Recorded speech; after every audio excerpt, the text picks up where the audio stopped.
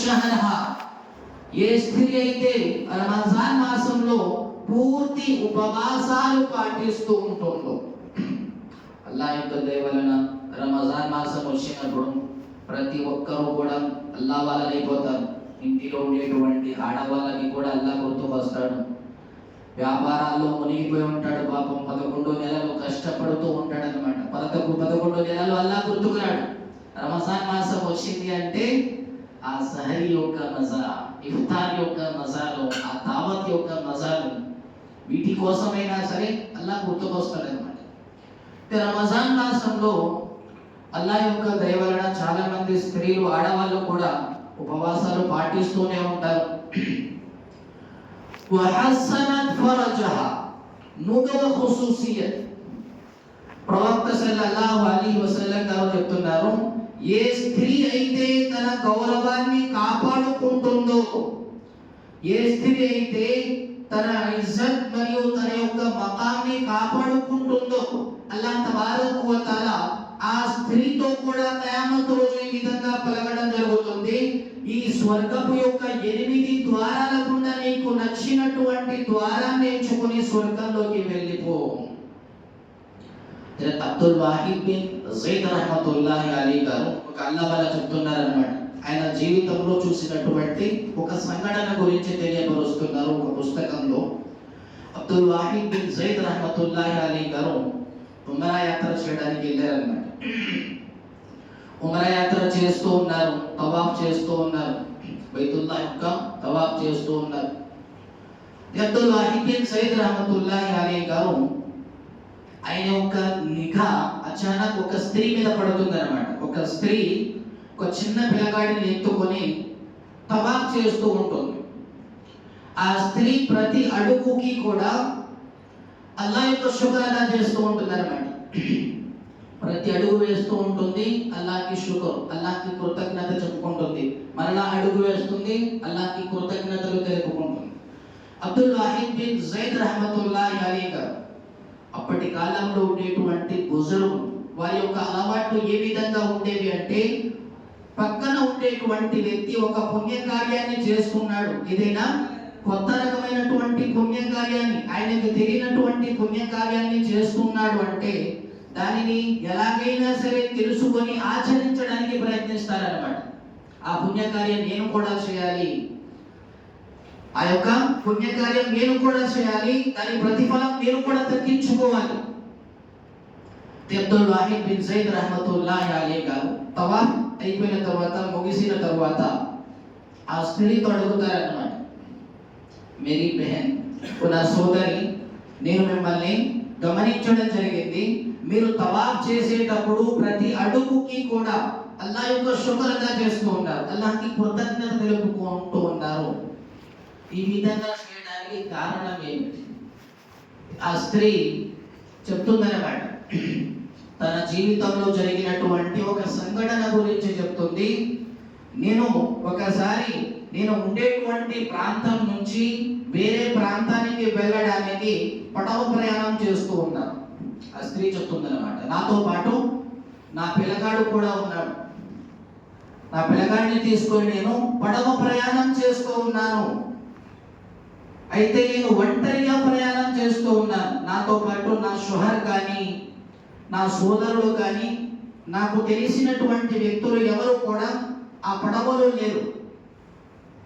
సముద్ర ప్రయాణం చేస్తూ ఉన్నాను. అయితే సముద్రం మధ్యలోకి వెళ్ళిపోయిన తరువాత ఒక తుఫాను రావడం జరిగింది. ఆ తుఫాను మూలన పడవ మొత్తం కూడా తునకలైపోయింది. పడవ మొత్తం కూడా తునకలైపోయింది. పడవలో ఉండేటువంటి ప్రతి ఒక్కరు కూడా నీటిలో మునిగిపోయారు. నేను నా బిడ్డను కాపాడుకోవడానికి ఒక చెక్కను పట్టుకొని ఆ చెక్క మీద కూర్చొని పోయాను. అయితే ఒక వ్యక్తి నా దగ్గరికి వచ్చి పర్మిషన్ అడిగాడు. అక్కడ ఉండేటువంటి అందరూ కూడా చనిపోయారు, ఒకే ఒక వ్యక్తి బ్రతికి ఉన్నాడు అన్నమాట. సహారా అడుగుతున్నాడు, నేను కూడా ఆ చెక్క మీద కూర్చుంటాను, నాకు పర్మిషన్ ఇవ్వండి అని. ఆ స్త్రీ చెప్తుంది, అక్కడ పరిస్థితులు అనుకూలంగా లేవు, తప్పనటువంటి పరిస్థితులలో ఆ వ్యక్తికి నేను పర్మిషన్ ఇవ్వడం జరిగింది. ఆ వ్యక్తి కూడా నాతో పాటు అదే చెట్ట మీద కూర్చొని ఉన్నాడు. మేమిద్దరం కూడా ఒకే చెట్ట మీద కూర్చొని ఉన్నాం. అతను అతను ఎవరో నాకు తెలియదు. అయితే కొంత సమయం గడిచిపోయింది. ఆ వ్యక్తి నా వైపు గందీ నజర్తో చూడటం మొదలు పెట్టాడు. ఆ స్త్రీ ఏం చెప్తుంది? ఆ వ్యక్తి నా వైపు చెడు చూపుతో చూడటం మొదలు పెట్టాడు. ఆ వ్యక్తి నన్ను బలవంతం చేయడానికి ప్రయత్నించాడు.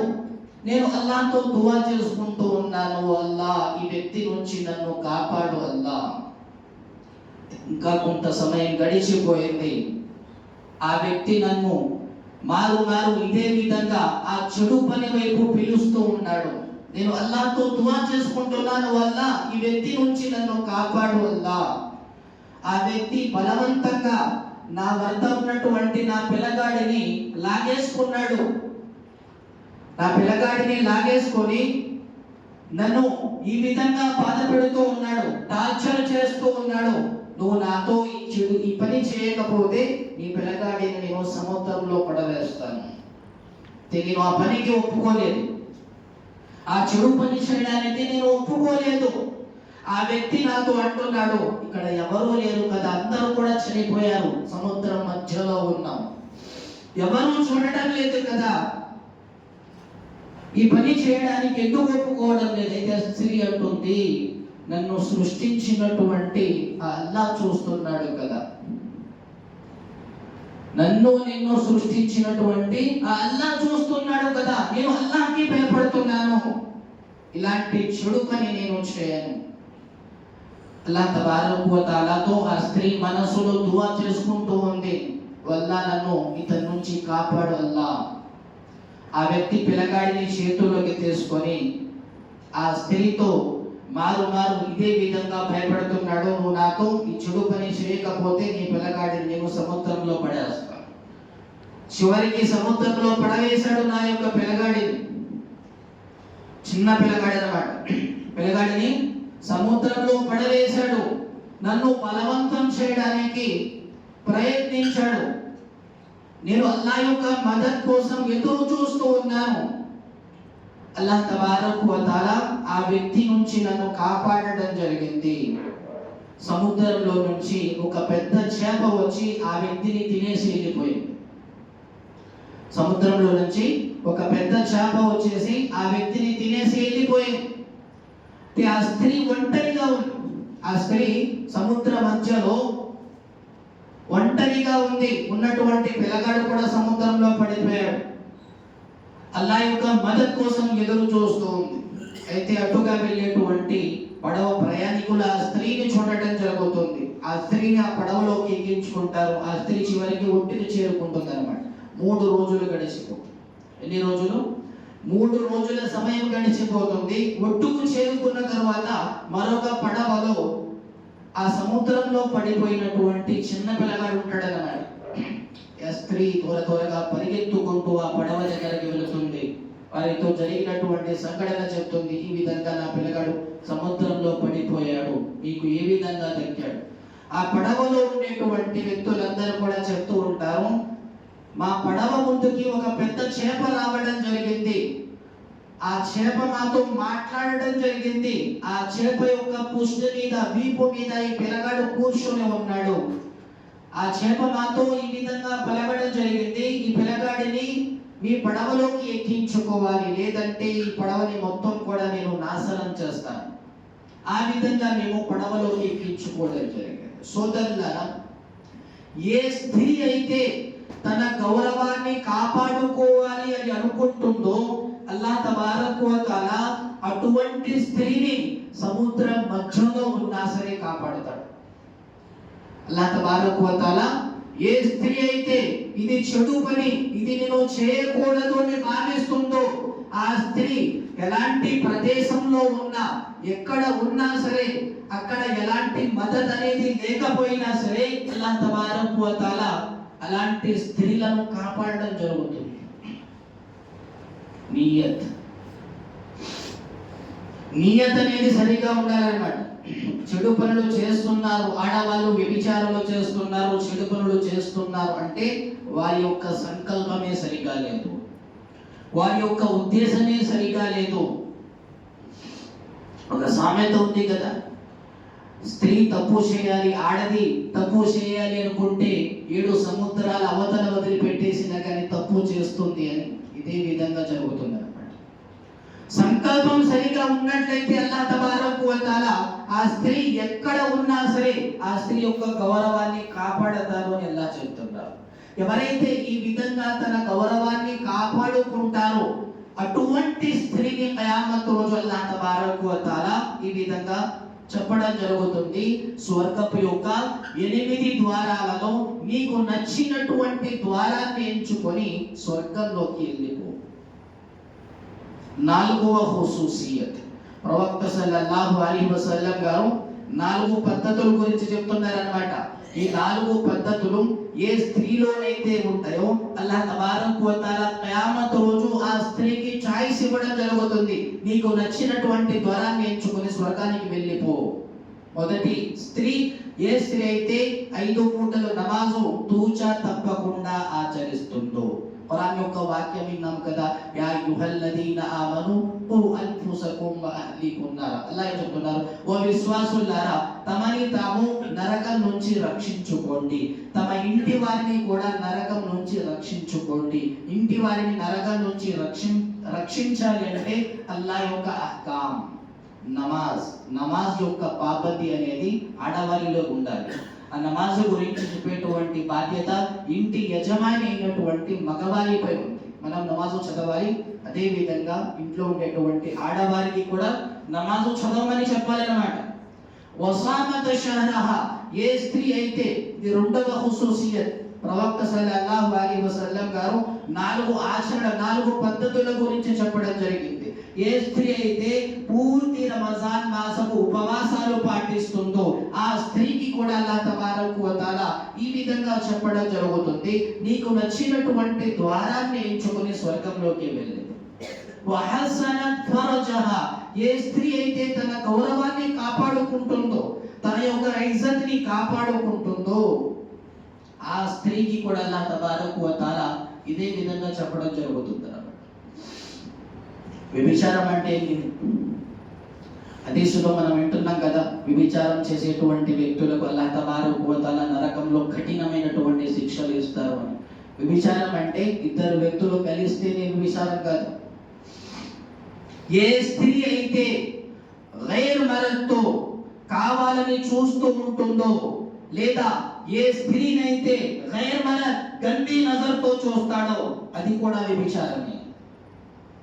చేతులతో తాకినా వ్యభిచారమే, కళ్ళతో చూసినా వ్యభిచారమే, ఫలానా చోటికి చెడు ఉద్దేశంతో నడుచుకుంటూ వెళ్ళాడు అది కూడా వ్యభిచారమే. ఇవన్నీ కూడా వ్యభిచారాలు. ఏ స్త్రీ అయితే తమని తాము కాపాడుకుంటుందో అల్లాహ్ తబారక్ వ తఆలా ఆ స్త్రీకి స్వర్గాన్ని ప్రసాదిస్తారని చెప్తున్నారు. ప్రవక్త సల్లల్లాహు అలైహి వసల్లం గారు సహాబాల యొక్క మజ్లిస్లో సహాబాని అడుగుతున్నారన్నమాట. ఆడవారి యొక్క మసలా, ఆడవారి గురించి అడుగుతున్నారు. అలా స్త్రీలలో ఆడవారందరిలో అందరికంటే గొప్ప స్త్రీ ఎవరని అడుగుతారన్నమాట. హజరత్ అలీ రదియల్లాహు అన్హు గారు కూడా అదే మజ్లిస్ లో ఉంటారు. అలీ రదియల్లాహు అన్హు గారు కూడా అదే మజ్లిస్ లో ఉంటారు. సహాబాలందరూ కూడా ఖామోష్గా కూర్చొని ఉంటారన్నమాట. ఎవరు కూడా ఎలాంటి సమాధానం చెప్పారు, ఎందుకంటే ఇది ఆడవారికి సంబంధించినటువంటి విషయం. ఆ మజ్లిస్ అనేది అయిపోతుంది. అలీ రదియల్లాహు అన్హు గారు ఇంటికి వెళ్తారు. ఫాతిమా రదియల్లాహు అన్హా గారిని అడుగుతారన్నమాట. ఫాతిమా గారితో ఈ విధంగా పలుకుతూ ఉంటారు, ఈరోజు ప్రవక్త సల్లల్లాహు అలైహి వసల్లం గారు మజ్లిస్లో ఒక విషయం గురించి అడిగారు. ఆడవారిలో అందరికంటే శ్రేష్టమైనటువంటి స్త్రీ, అందరికంటే గొప్ప స్త్రీ ఎవరు అని అడిగారు. దీనికి సమాధానం మీరు ఏమైనా చెప్పగలరా? ఫాతిమా రదియల్లాహు అన్హా గారు చెప్తున్నారు, ఏ స్త్రీ అయితే పరదా పాటిస్తుందో, ఏ స్త్రీ అయితే గైర్ మరద్ని చూడకుండా ఉంటుందో, ఏ స్త్రీ అయితే గైర్ మరద్ యొక్క నిఘా అనేది తన మీద పడకుండా చూసుకుంటుందో, చూడకుండా ఉండటమే కాదు ఇతరులు చూడకుండా తమని తాము కాపాడుకోవాలి అన్నమాట. ఈ విధంగా ఉండేటువంటి స్త్రీ అందరికంటే గొప్ప స్త్రీ. ఈ విషయం అలీ రలియల్లాహు గారు త్వరగా ప్రవక్త గారి దగ్గరికి వెళ్ళి చెప్తారన్నమాట. ప్రవక్త సల్లల్లాహు అలైహి వసల్లం గారు చాలా సంతోషపడిపోతారు. ప్రవక్త సల్లల్లాహు అలైహి వసల్లం గారు చెప్తారు, నా కుమార్తె రేపు ఖయామత్ రోజు, హషరే మైదాన్ రోజు స్వర్గంలో ఆడవారికి ఆధిపత్యాన్ని వహిస్తుంది. ఎందుకంటే నా కుమార్తె ఫాతిమా రలియల్లాహు అన్హా గారి యొక్క సీరత్ ఒకసారి చదివి చూడండి. ఫాతిమా రలియల్లాహు అన్హా గారు చనిపోయేటువంటి రోజు పరిస్థితి ఏ విధంగా ఉంటుందో చూడండి. ఫాతిమా గారు అలీ గారితో అంటున్నారు, ఈ రోజు సాయంత్రం నేను చనిపోబోతున్నాను. నా పూర్తి జీవితంలో ఖైర్ మరతిని నేను చూడలేదు. అదే విధంగా ఎలాంటి పరాయి పురుషుడు కూడా నా మీద నిఘా పడకుండా నేను కాపాడుకున్నాను. నేను చనిపోయిన తరువాత కూడా నా జనాజాలో కూడా ఎవరు ఖైర్ మరత్ ఉండకూడదు. ఎలాంటి కోరిక, అలాంటి స్త్రీకి అల్లాహ్ తబారక వ తఆలా జన్నత్ లో ఒక మకాం, ఒక రుతబా ఇచ్చారన్నమాట. ఈ రోజుల్లో ఉన్నారా అలాంటి ఆడవాళ్ళు? ఈ రోజుల్లో ఉన్నారా? వహసనత్ ఫరజహా, ఏ స్త్రీ అయితే తన గౌరవాన్ని కాపాడుకుంటుందో అల్లాహ్ తబారక వ తఆలా ఆ స్త్రీకి స్వర్గాన్ని ప్రసాదిస్తారు.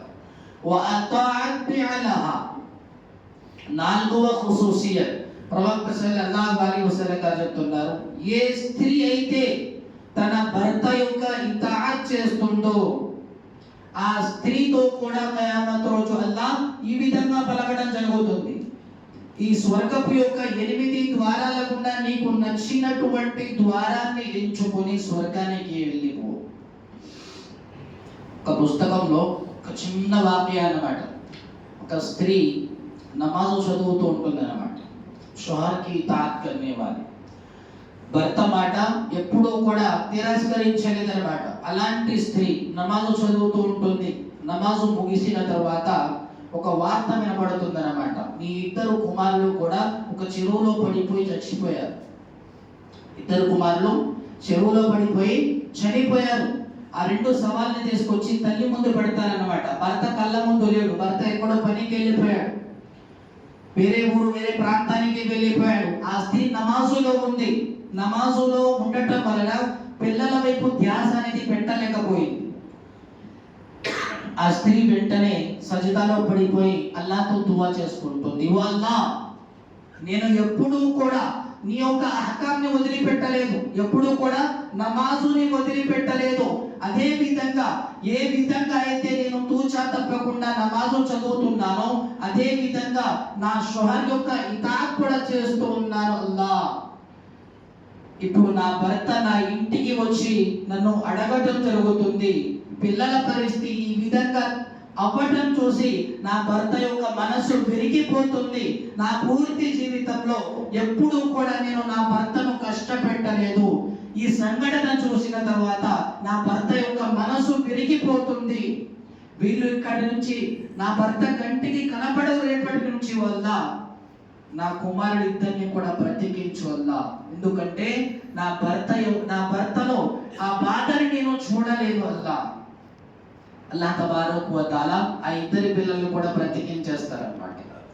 షోహర్కి ఇతాఅత్ చేసేటువంటి స్త్రీలు చేసేటువంటి దువాలని కూడా అల్లాహ్ తబారక వ తఆలా ఈ విధంగా కబూలియత్ దువాలు వెంటనే అంగీకరించేస్తారు.